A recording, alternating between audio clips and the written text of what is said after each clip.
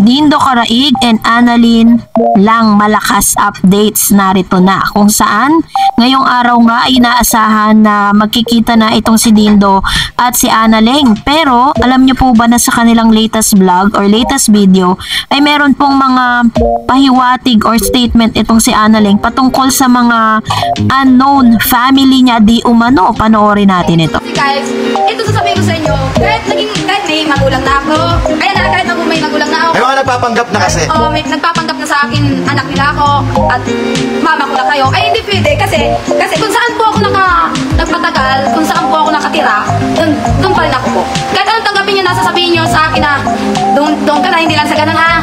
Ay, ito sasabihin ko sa inyo, hindi lang sa ganun. Hindi ko papayag. Kasi kung saan yung totoo ko ng magulang, doon na rin ako. Kagaya kay Papa Juban, doon ako. Hindi na ako aalis doon. Kung ano man gusto niyo pipilitin niyo ako sa ganun-ganon, ay hindi pwede. Kasi ayaw ko ganun. Tapos, yung tinatanggap niyo ako, may tito ako, may kuya ako, may kapatid-kapatidan ako, hindi pwede ganun. Kasi, alam niyo naman ako guys, kung saan ako talaga nakapunta, kung saan ako nakatuldok, ay doon din ako. Hindi ako aalis.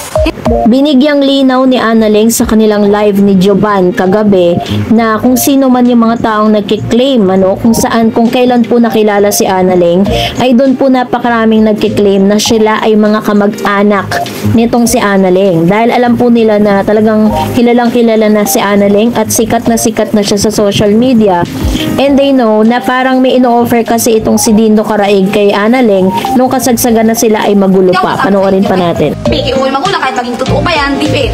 Kasi alam, Kahit totoong magulang mo na? hindi pwede. Hindi lang ito na ha. Kung ito, ngayon ikaw ha, ikaw. Hindi, iba ka. Kasi Juban, ikaw ang papa ko.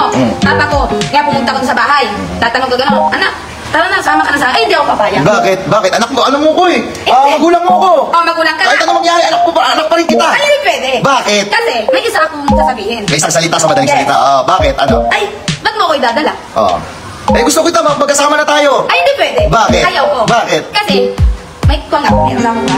Meron ako, kahit piging magulang, meron akong, parang po talaga. Ano tawag doon? Sa madaling salita, ako na ba? Sige, gusto ko ikaw magpaliwanag. Sa madaling salita, ay, meron akong, Nilinaw ni Annalyn sa kanya pong live kahit na hindi niya masyadong ma-express yung kanyang sarili. Nilinaw niya na wala na siyang ibang itinuturing na mga magulang kundi si Joban. Si Joban na nakasama niya sa oras ng kanyang kagipitan at kahirapan kung saan nag-aagaw buhay siya sa kanyang panganganak. Si Joban lang po ang tumulong sa kanya dahil wala po si XB sa tabi niya that time. So nakita naman natin kung paano po talaga inalagaan at binigyan ng pinakain nitong si Joban si Annalyn. Alam niyo na yun. Hindi ko pwede sasabihin. Ay, pwede naman sabihin ko sa inyo, may tinuturing akong magulang. May tinuturing akong tinuturing. Kasi ganito yan guys ito para marinig lang nila. Kasi kayo, nasan kayo, kunyari ako, may isip ko yun, nasan kayo yung panahon na naghihirap ang anak ko? Diba? Kayo kasi, mga leche kayo. Yung nanganak si Annalyn, nasan kayo? Yan, naghihirap. Diba? Nasan kayo? Lahat. Diba? Yung naghihirap, nagmukhang kawawa, laos, nasaan kayo? Kayo magsisipasukan kung kailan kaya kayong buhayin. Kung kailan kaya kayong buhayin. Kung kailan sumikat na ako, yun ang kukunin niyo. Ikaw magsaliwanag ka, diba? Ako dyan, ako magulang mo. Ikaw sama ka na sa akin. Ay, hindi pwede. Bakit? Ano mo ko eh? Tatay mo pa rin ako. Kahit saan mo gawin, tatay mo ako. Oo, tatay kita. May dramahan, no? Anak kita! Nakakalikan mo! Anak mo ako, hindi ako sasama sa'yo. Bakit? Bakit Bakit ako sasama sa'yo? Bakit? Paano ko yun ang anak ako? Saan kayo pumunta? Busy kasi ako, nak eh. Busy kayo? Oo, nak. Kung ngayon sumikat na ako, pwede niyo ako idadala? Nak naman, nak. Ay, hindi pwede. Kasi nak, wala na akong pera, nak eh. Wala kang pera? Oo, nak. Pag sumikat ka? Nak, baka naman pwede. Kasi pag nasa akin ka, nak, parang mapapadala, nak. Ay, hindi pwede. Kasi magiging magagamit kita, nak. Ay, gagamit? Sumama ka na sa akin, Ay, nak. hindi pwede. Hindi ako papayag. Bakit, nak, anak? Kasi kung saan ako nagpasikat, kung saan ako sinikat, doon ako. Hindi pwede ako sasama sa'yo. Dahil noon, una pa lang, nanganak ako, saan kayo pumunta? Busy kayo. Dapat unahin niyo muna yung anak yung totoo. Pero, nak, kasi naganak, mas patawarin mo ako, nak. Hindi kita pwede tatawarin. Magpatawad ka sa langit, hindi sa akin. Diyos ko. Tao lang ako. Anak kita, nak eh. Hinanap kita. Ay, hinanap mo ako? Saan bantang hinahanap mo? Pag sumikat ako, doon ka na hahanapin mo ako? Nak, kasi na-busy ako sa paghahanap ng talong. Kaya, nak, baka naman pwede kita mayaya na sa bahay. Ay, hindi pwede. Ano na, mga kapatid mo na. Ay, wala akong makalam. Sumama ka sa mga kapatid mo. Pag-aaralin kita na. Kasi mag-aaral, hindi ako papayag. Diyos ko, nak, bakit naman ganun? Ba't di mo matanggap, nak, na Sumama ka na sa akin, nak, kasi papayag ka ba? Yung kapatid mo, ulang-ulo ng tuyo lang, nak. Tapos yung isang kapatid mo, nak, nag-addict na. Oh. Wala akong papiyansa, nak, eh. Baka pwede ka sumama sa akin, Ay, hindi nak. ako sasama. Kasi bahala na sa mga kapatid ko, kumain ng tuyo, gumawa ng masama, sumama kayo. Kaya na lang sumama. Basta ako, dito na ako sa turing magulang. Bakit na ayaw mo sumama sa akin, nak? Hindi mo na magmamahal si Papa, nak. Kung, ano? Hindi mo na mahal si Papa, nak. Hindi na. Hindi ko na mahal ang totoo kong magulang. Kahit hindi ko totoo. Kung ginaganyan ako dati, alam niyo guys. Drama. Ito guys, May pa-drama. Ito guys kung may magulang ako ganun, hindi ko tatanggapin kahit totoo yan. Bakit alam niyo? Yun ang anak ako. Tapos, yun ang anak ako, iniiskas pa ako. May pa-drama actor, no? Kaya, hindi, ano lang yan. Comedy Hindi. lang namin yun. Sige, ikaw magpaliwanag. Gusto ko sana, alam niyo guys, kasi ako, una pa lang yung napuntis ako. Saan sila pumunta? Yung pinalabas ako sa ospital, sino ba nagtulong? O, di si Papa Juban. Siya lang ang iniiskas sa akin, tapos sa pagpasok sa ospital, siya. Hindi niyo ba nakikita sa mga video? Eh, kung mag-aasawa ka, tapos mapubuntis ka, kasama ka na. Kasama? Hindi pwede. Hindi pwede. Oo. Kaya may kasama ako. Doon kayo sa bahay ko, tangina magbunggalan, magsisiksikan tayo, ha? Totoo, doon talaga ako. Alam nyo guys, ganito kasi mali ko ano. So bilang pagtanaw, dun po sa mga ginawang kabutihan nga ni Joban dito kay Annalyn, sinasabi niya dito na kahit ano pa mang mangyari, kahit ano pang i-offer sa kanya ng mga taong nagkiklaim na sila ang mga magulang at kamag-anak ni Annalyn, ay hindi niya iiwan si Joban. Ito ay isa sa mga kinatuwa ng ilang mga netizen dahil tumatanaw nga ng kanyang utang na loob kay Joban at nakita naman natin yung malaking changes sa buhay ngayon ni Annalyn, hindi lang dun sa kanyang attitude but of course doon sa kanyang sitwasyon. Kung dati po talaga sobrang as in wala silang makain at nakita niya dati na hindi pa man sila kilala sa social media kasama niya si XB, ay si Joban na po yung sumusuporta sa kanyang anak. And sinubukan din ni Joban noon na sila'y pag-aralin pero mas minabuti na lang talaga ni Annalyn lalo na nung lumabas yung kanilang anak na magtrabaho para matustusan niya ang pangangailangan ng kanyang anak bilang isang single mother. Dahil nakita naman natin na parang walang kinabukasan itong si Annalyn dun sa kanya pong ex-boyfriend na matatawag na si XB dahil nakita natin ngayon na pag-alagala lang ito at tila baga walang pangarap para sa kanyang anak. Pinipilit naman din ni Annalyn na kunin yung kanyang anak pero ayaw ibigay sa kanya. Pero kung ilalagay sa legality, dahil hindi naman sila kasal ni XB, ay pwede pong kunin ni Annalyn yon para po siya po mismo ang mag-alaga at mabigyan niya ng tamang parang magandang kinabukasan yung anak nito. Kasi ang nag-aalaga po doon is yung mga in-laws po nitong si XB or mga magulang ni XB at in-laws naman ni Annalyn.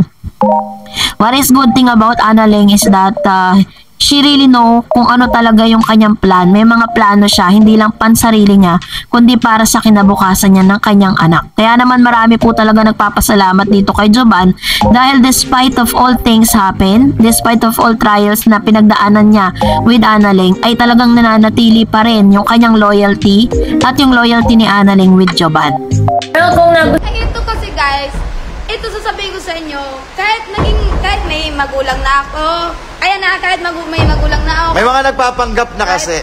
May nagpapanggap na sa akin, anak nila ako, at mama ko na kayo. Ay, hindi pwede, kasi kung saan po ako nagpatagal, kung saan po ako nakatira, dun pa rin ako po. Kahit anong tanggapin nyo na, sasabihin nyo sa akin na, doon ka na, hindi lang sa ganun ha. Ito sasabihin ko sa inyo, hindi lang sa ganon. Hindi ako papayag. Kasi kung saan yung totoo ko ng magulang, doon na rin ako. Kagaya kay Papa Juban, doon ako. Hindi na ako aalis doon. Kung ano man gusto niyo pipilitin niyo ako sa ganon-ganon, ay hindi pwede. Kasi ayaw ko ganon. Tapos, yung tinatanggap niyo ako, may tito ako, may kuya ako, may kapatid-kapatidan ako. Hindi pwede ganon. Kasi, alam niyo naman ako guys, kung saan ako talaga nakapunta, kung saan ako nakatuldok, ay dun din ako.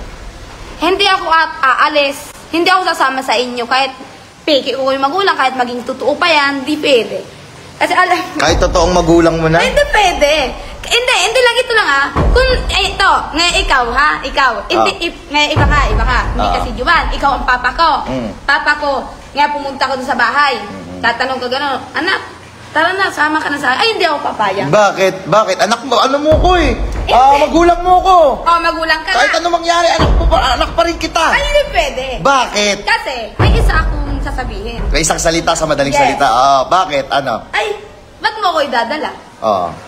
Gusto kita, magkasama na tayo. Ay, hindi pwede. Bakit? Ayaw ko. Bakit? Kasi, may kuwang ako, meron ako kuwang. May? Meron ako, kahit piking magulang, meron akong parang parang kung talaga. Ano tawag doon? Sa madaling salita, ay... ako na ba? Sige, gusto ko ikaw magpaliwanag. Sa madaling salita ay meron akong kuwang.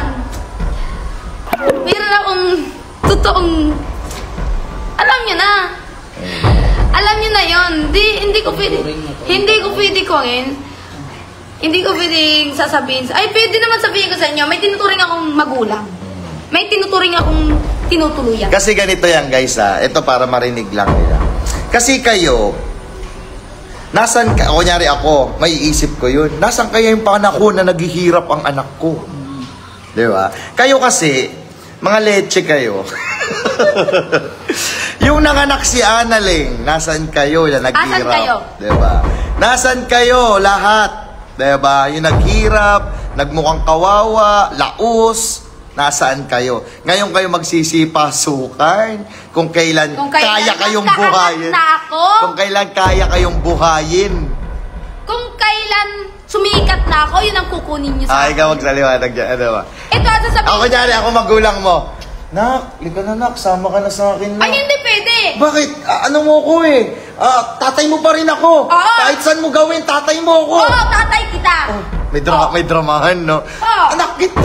Anak kita! Oo, Halika na! Oo, anak mo ako. Hindi ako sasama sa'yo. Bakit? Bakit Ba't na? hindi ako sasama sa'yo? Bakit? Paano kung yun ang anak ako? Saan kayo pumunta? Nak, busy kasi ako, nak eh. Busy kayo? Oo, nak. Kung ngayon sumikat na ako, pwede niyo na ako idadala? Nak naman, nak. Ay, hindi pwede. Kasi nak, wala na akong pera, nak eh. Wala kang pera? Oo, nak. Magsumikat ka. Nak, baka naman pwede. Kasi pag nasa akin ka, nak, marami magpapadala, nak. Ay, hindi pwede. Kasi magagamit kita, nak. Ay, gagamit. Sumama ka na sa akin, Ay, nak. hindi pwede. Hindi ako papayag. Bakit, nak? Anak! Kasi kung saan ako nagpasikat, kung saan ako sinikat, doon ako. Hindi pwede ako sasama sa'yo dahil noon una pa lang, nanganak ako, saan kayo pumunta? Oo nga, busy kayo. Dapat unahin niyo muna yung anak yung totoo. Pero, nak, kasi nagana. Tapos patawarin mo ako, nak. Hindi kita pwede tatawarin. Magpatawad ka sa langit, hindi sa akin. Ako, Diyos ko. Tao lang ako. Anak kita, nak eh. Hinanap kita. Ay, hinahanap mo ako? Oo. Saan bandang hinahanap mo? Pag sumikat ako, doon ka na hahanapin mo ako? Nak, kasi na-busy ako sa paghahanap ng talong. Talong pala. Kaya, nak, baka naman pwede kitang mayaya na sa bahay. Ay, hindi pwede. Ando na yung mga kapatid mo na. Ay, wala akong pakalam. Sumama ka sa mga kapatid ko. Nak, pag-aaralin kita na. Kasi mag-aaral, hindi ako papayag. Oh, Diyos ko, nak, bakit naman ganun?